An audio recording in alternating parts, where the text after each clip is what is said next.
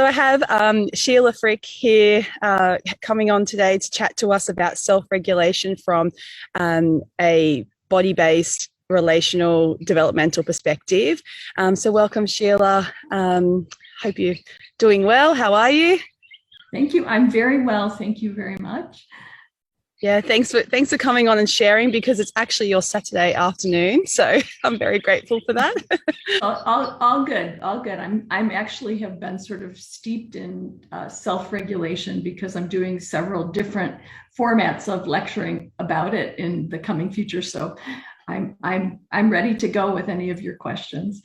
Fantastic. So I guess the first thing I want to talk about is self-regulation is like a loosely thrown about concept, I guess, especially as we emerge and evolve as therapists. I hear it on internet every day. You see this concept in reports, in documents. You have it in discussions. I guess I just wanted to hear what the word self-regulation means to you.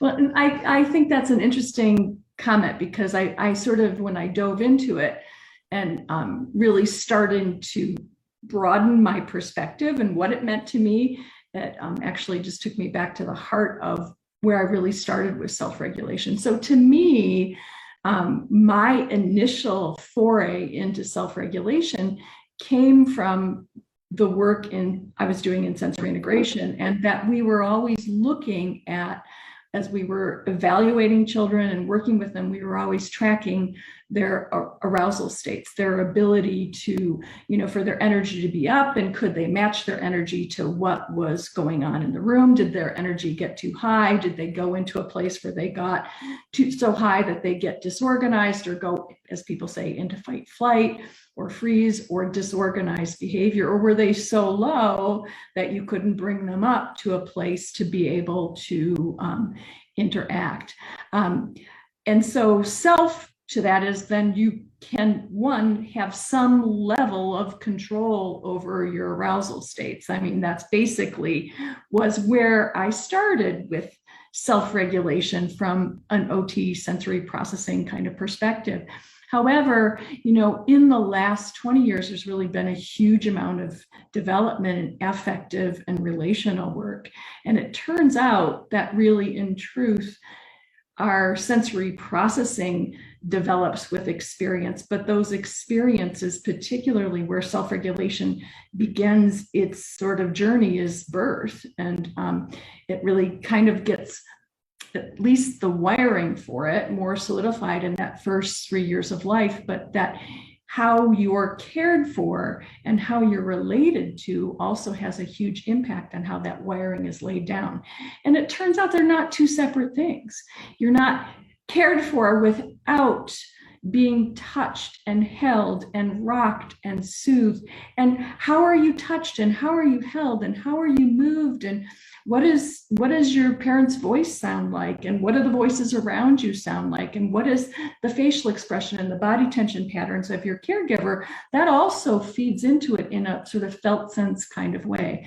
So that relational and sensory processing development in the first 2-3 years of life sort of lays the sort of felt sense of me, and how, I have these energy systems in the body that move up and down, obviously can move into defense. And then I also have wiring of defensive strategies that I may use. And then you might end up using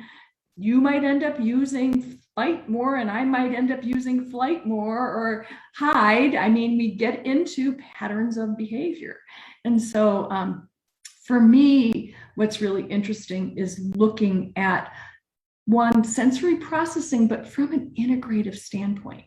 So people talk about, oh, he's hypo or hyper, he's, I don't know what words people use, a seeker and avoider. And that's so oversimplified, and it will take you to a blind end. I mean, maybe you'll find two strategies that work, but they're not going to shift and really support a child or a teen or a 20-year-old in function when you take that really simplistic perspective. Because, well, self-regulation at its most basic level is regulating our physiology and our homeostasis.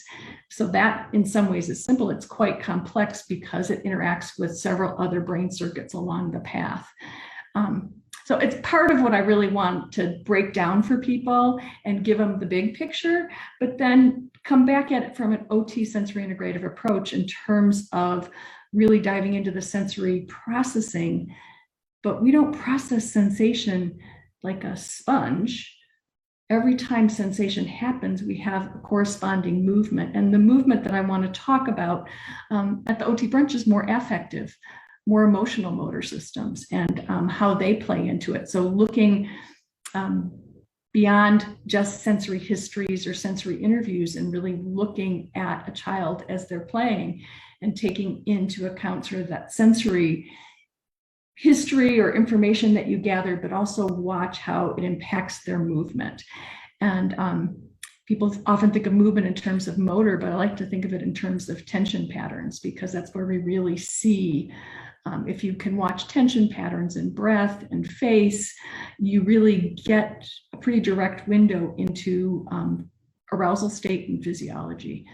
That's kind of a big, broad overview of what I want to talk about, but people, I think if in conversation in OT brunch, people can unpack what parts of that they want, because there's any part of that I can go off and give them more detail and more. I'm a clinician. It doesn't seem like it but I'm super practical. Like I don't really want to teach you something that is just a fact that you're going to hold on to. I really live the theory in my mind and use it in an applied way through clinical reasoning. And so we can move in many directions. If that makes any sense at all. I know it's kind of a really big story, but really looking at sensory processing, looking at what emotional motor systems or affective motor systems, looking at how, interaction with the environment being both the physical environment, but also very much the relational environment that surrounds a child and their history and their past experiences and how that leads to how they're processing in the moment.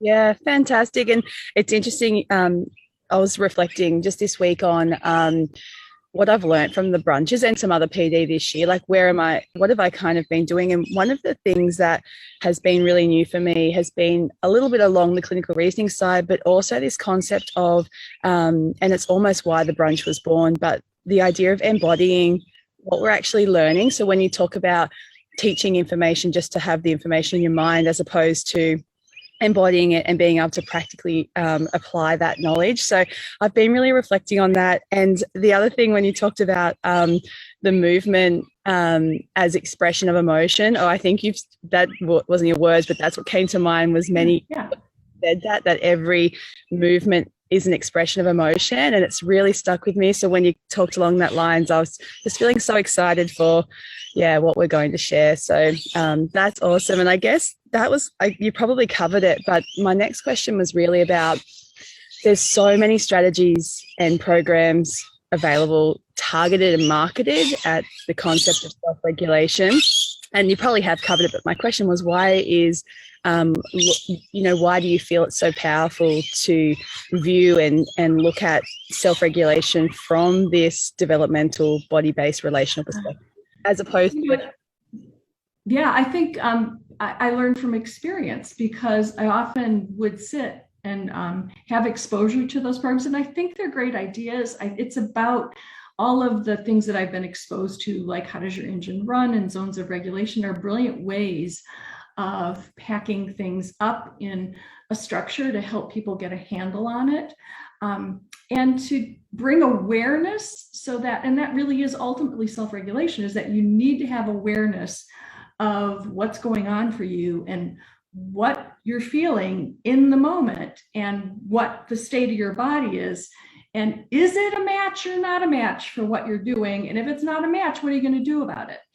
So, and I feel like how does your engine run takes that from a sensory processing, looking at arousal and energy levels. And then the flip side of it is zones looks at the emotional, and it really is both. But I think that they give us templates for languaging and finding our way. For me, because I don't work in a classroom and I work with individuals and they're really varied, I might borrow parts and pieces, but I also found that if you're just doing a top-down program and you're not connected in the moment to what's going on for yourself and that child, that the languaging can turn to, I don't know, it's dangerous. It's a silly word. It seems harmful, because I've seen kids come in who have been exposed in another setting to it. And this is not at all a criticism, but and I wasn't available to see what was going on for them, but potentially just from the top down only thing. And they got this idea that if they weren't in just right for how does their engine run, or they weren't in the green zone, that anything else was bad. And I've had some kids come in, who were pretty severely impacted by their autism, and they'd be like, no red zone, no red zone, no red zone, as if they got the message that was not an okay thing to do. And we all move through different states of arousal, and there is no wrong. That's the way we're wired. And it's really learning yourself and learning your differences. We're all different. I have a very different level of ranges of arousal than my husband. And, certainly in a marriage, learning that and how to make that work is part of it. And making him wrong about his way or me wrong about my way and feeling ashamed of something is just adding to the problem. So I think that I wish that my brain could think like that. And I think that what particularly I know Mary Sue Williams and Sherry Schellenberger and was around at the very beginning of that program. I think it's brilliant. So I think that those things can be part of your journey so that you can find the way. What is your way? And I feel like as a therapist, now I'm sort of lovingly, I just get to announce I have 2 grandchildren. I love them with all of my heart, but I feel like that I'm in that state of life or stage of life where I feel like with therapists, I just have such a passion for mentoring and really pulling out who they are, because I'm going to do it. It's going to look so different when I do it than with my clinical partner, Tracy. It's going to look so different when she does it. But we're both coming from a similar set of theoretical framework. And I feel like it's that, how do you take this and really absorb it so that you can be you in supporting a child? And if you're in a classroom, how do you work with the teacher so that it fits for her classroom style? And how do you work as partners in that and taking it, and how do you package it up for this class? And if it's a first grade class, that's going to be very different than a 4th grade class, or a year 1, do you call it, or 2 in Australia. But, it's very different for the ages. So it's like, to me, for everything, I have to read everybody's ideas, and then come back to how am I going to use it. So, I'll be doing a synthesis of a lot of people's work, but the heart of it will be the work that's been done in OT, sensory processing, and sensory integration. And that is always what informs my work and where my passion lies. Yeah, it's interesting as you talk about that, taking that information and embodying it, I guess, yourself. And when we had Kelly Marler speak last month on interest, and she talked about her hesitancy around putting it into a program per se, because it feels so opposite to what OTs would be about. And one of the things that I guess we discussed and came up in support of having a program was for those who can't conceptualize, the things that we talk about in a more felt way. Mm-hmm. Can be really helpful when you're not there yet with the interoception and the felt part of that. So definitely, feel that there's room for that. But yeah, the journey really is being able to feel it and embody it. But it was really interesting because that same thing came up about, putting things into a program and that the cognitive piece that comes with it. But she also did speak about how important in the program and the stages are the co-regulation piece first. So anyway, it was just really interesting because you were just really resonating with what she had spoken about. And I feel like all of your answers to my questions are rolling into the next one. But I actually, because I've been a student and a parent with you, and for more than a decade, Sheila, Eden's 15 now. So for a very long time. And I guess I feel like what I'm seeing unravel now with, what you're going to be talking about at the brunch, but also your courses, this is the topic of almost your life's work coming together. So I guess I may be wrong, but I guess I just No, want to. I think you're right. I feel the same way. Yeah. And so I guess I just wanted to hear the journey of how you got to there. How did you get to this point of all the things you've done and are achieving? Um, It's so interesting. I just follow my passion. And I remember, my father was an educator. And I had this thought the other day that, and I'm so old, like there was no, wait for the internet. I just remember, like at the bottom of my staircase as a child, if you came down to the landing, was a set of encyclopedias, and I would just read those things. And I feel like that is a part of who I am, although I don't consider myself any great intellect, but I don't know, I like love information. And I think I was really loving biology. I didn't really, as a kid, you're reading about animals and, different environments. And I feel like I'm still doing the same thing. I'm just studying the human animal in different environments. But anyway, I've had that love for information and also a passion for individual differences. If I go back in time to who am I and what is my passion, I was always fascinated by how everybody was different and watching people do things and think and talk about things and how their perspectives were all different. So I think that why I was really drawn to OT was that, you really looked at people and what makes them tick and how can you support them to, if they, starting in OT, I started out in neurology and, stroke and head injury. So how do you help rehab? But as I really started to study sensory integration, how do you get into supporting development in children? And to me, that's exciting. It's like you do certain things and they're just little learning machines, basically, and you can set up environments and routines and you watch them emerge and change and grow and think. And to me, that's just been my passion. And so everything I could ever learn around that. But for me also, I'm super interested in the body and physical expression and emotional expression through the body. And above all, Dr. Ayer's work and the expansion of it. It's so interesting. You brought up Kelly Maher, and I think she's done just like this incredible job of taking really complex information and synthesizing it in this really kind of simple way that's so complex that and her message is beautiful. I think she really did a great job.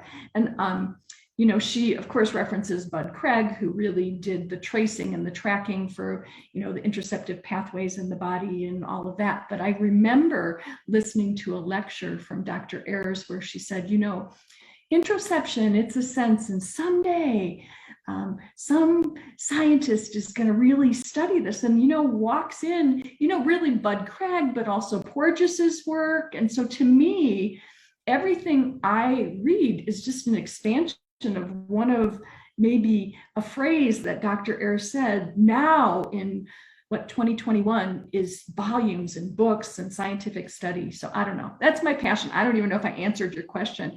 How did I get here? I followed my passion. Do what you love. Do what lights you up.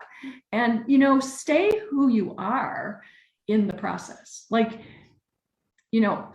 I do for the long time, I wanted to be certain people. Do you know what I mean? Like, I want to be just like. Say about Sheila. I just want to be like.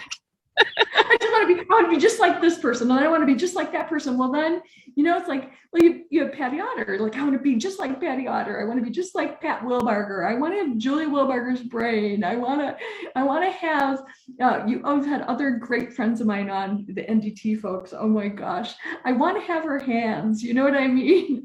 I want to have Gail's hands. I want to be able to think like Gail, so in all of those interactions, I got lucky enough to have interactions and spend a lot of time with all those people, but and watching them treat, and then you just take from it and you try it on. What's yours? What works for you? And that doesn't work for me. I can't figure that out. I mean, if you took just even me, and I'm talking about Gail Ritchie, and you watched us move in a room, you would see that Gail is much more motorically competent. So of course her hands can do things that mine can't. So I had to figure out how to do that in Lycra or come close to it. How can I get there? What are I don't know, that's what drives me.